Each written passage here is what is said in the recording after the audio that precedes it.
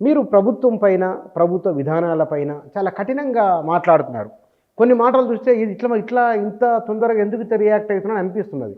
ఎందుకు ప్రభుత్వం పైన మీరు అంతలా మాట్లాడుతున్నారు? అంటే మనకందరికీ తెలుసు మనం ఎవరినైతే ఎక్కువ ప్రేమిస్తామో, అభిమానిస్తామో, గౌరవిస్తామో, ఇష్టపడతామో, ఏ పాలన పోయి ఏ పాలన రావాలని మనం కోరుకున్నామో, ఆ వచ్చిన పాలన తెలంగాణ ఉద్యమ ఆకాంక్షలు, అమరవీరుల ఆశయ సాధనలో అడుగులు వేయకపోయినా, కనీస ప్రయత్నాలు జరగకపోయినా, అది ఒకంతు చాలా తీవ్రమైన బాధ కలుగుతుంది.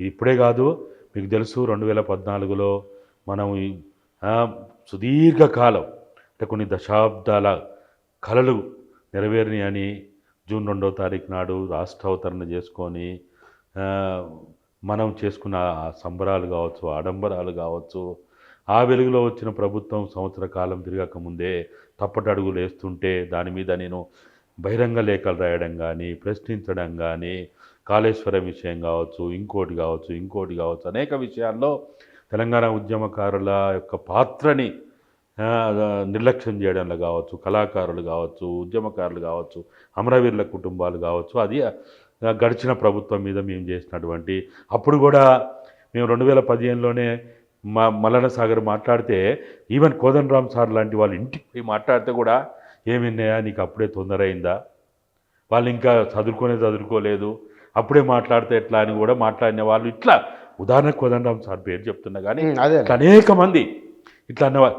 గజ్వెల్లో ఆనాటి ప్రభుత్వానికి వ్యతిరేకంగా గజ్వెల్ కేంద్రంలో బహిరంగ సభ పెట్టి మాట్లాడినటువంటి, గొంతు విప్పినటువంటి, ప్రశ్నించినటువంటి ఆ పాలన మార్గం తప్పుతున్నది, తప్పటడుగులు వేస్తున్నది అని 2015లోనే హెచ్చరిక చేసి ఆ గజ్వెల్ టౌన్లో ఎక్కడనో కాదు చేసినాం. ఎందుకు చేస్తాం? ఈ తెలంగాణ తల్లి కోసం ఎంతమంది ఎన్ని త్యాగాలు చేసిందో, ఈ తల్లి కంఠశోష ఎంత అనుభవించిందో, ఆ బానిస సంఖ్యల నుంచి విముక్తి కావడానికి ఎంతమంది మీలాంటి వాళ్ళు మాలాంటి వాళ్ళు ఎంత ప్రయత్నం చేసిందో ఒక్కరు కాదు మనం చెప్పుకున్నాం. తెలంగాణ నా కోటి గాయాల వీణ అని మనం మాట్లాడుకున్నాం. కోటి గాయాల వీణ పోయి 3 కోట్ల గాయాల వీణ అయిన తర్వాత ఆ విముక్తి కోసం ప్రయత్నం చేసిన ప్రయత్నంలో ఆనాటి ఆ సహచరులని మనం ఎప్పుడు కూడా పాలకులను ప్రశ్నించకపోతే, రాజును ప్రశ్నించకపోతే సిపాయిని ప్రశ్నిస్తామా? ప్రతిపక్షాన్ని ప్రశ్నిస్తామా? ప్రేమతో ప్రశ్నిస్తున్నాం. ఇక్కడ మీరు అన్నది తెలంగాణ అస్తిత్వం, ఉనికి, తెలంగాణ చరిత్ర ఇవి రాబోయే రోజుల్లో ప్రమాదంలో పడతాయనే విధంగా కూడా మీరు మాట్లాడుతున్నారు. వాస్తవమే అది. ఎట్లా? ఇప్పుడు మనం చూస్తున్నాం కదా, తెలంగాణ ఇవాళ కేసీఆర్ ఒక జాతిపిత అని, తెలంగాణ గాంధీ అని పేరుగాంచినట్టు ఉద్యమ నేత అని ఎన్నెన్నో బిరుదులు ఇచ్చిన ఈ తెలంగాణ సమాజం ఆయన ఎప్పుడైతే తెలంగాణ రాష్ట్ర సమితిని భారత రాష్ట్ర సమితి చేసిండో ఆ పేగుబంధం దిగిపోయింది. మేమక్కర్లేనప్పుడు, మా తల్లక్కర్లేనప్పుడు, మా జాతి అక్కర్లేనప్పుడు, మా ఐడెంటిటీ అక్కర్లేనప్పుడు నువ్వెవడివయా అని తీసుకుపోయి అక్కడ కూర్చోబెట్టారు.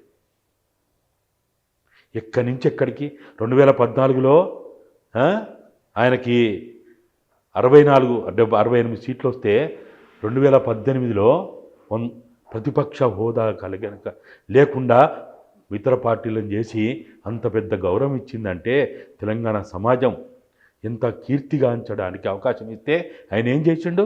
తెలంగాణ ఐడెంటిటీని లేకుండా అహంకారంతో మదమెక్కిన వ్యక్తిలాగా చేస్తే తెలంగాణ సమాజం ఏం చేసింది? బిడ్డ నువ్వు ఇట్లా చేస్తావా, నీ సంగతి చూస్తామని చెప్పి ఎన్ని ఆటలు ఆడినా, ఎంత ధనం వెచ్చించినా, ఎన్ని రకాల ప్రచారాలు చేసుకున్నా కానీ ప్రజలు ఎక్కడ కూర్చోబెట్టాలో అక్కడ కూర్చోబెడతారు.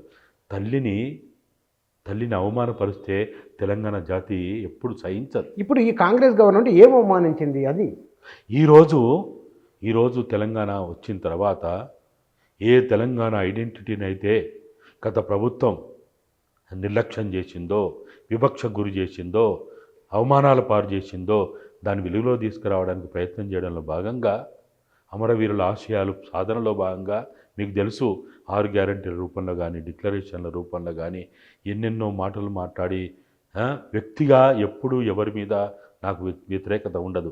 మీకు తెలుసు తెలంగాణ అప్పుడు మల్లన్న సాగర్ విషయంలో నేను రేవంత్ అన్న ఇద్దరము ఎన్నోసార్లు కలిసి ప్రయాణించినాం. వేములఘాట్లో ఎన్నో మీటింగులు పెట్టినాం.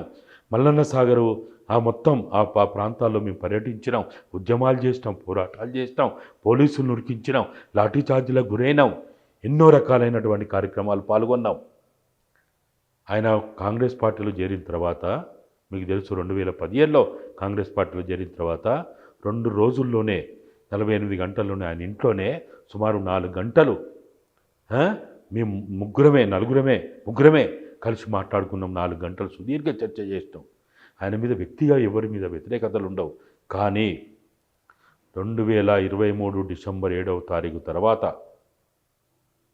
ఏ ఆశయాలనైతే కొనసాగిస్తామని చెప్పినవో, ఏ సంఖ్యలనైతే తెంచుతా అని చెప్పినవో, ఏ ప్రజాపాలన అందిస్తా అని చెప్పినవో, ఏ ప్రజాస్వామ్య పాలన అందిస్తా అని చెప్పినవో అది ఇవాళ ఏ స్థాయిలో ఉందో, ఏ విధంగా ఉందో మనం అందరం చూస్తూ ఉన్నాం.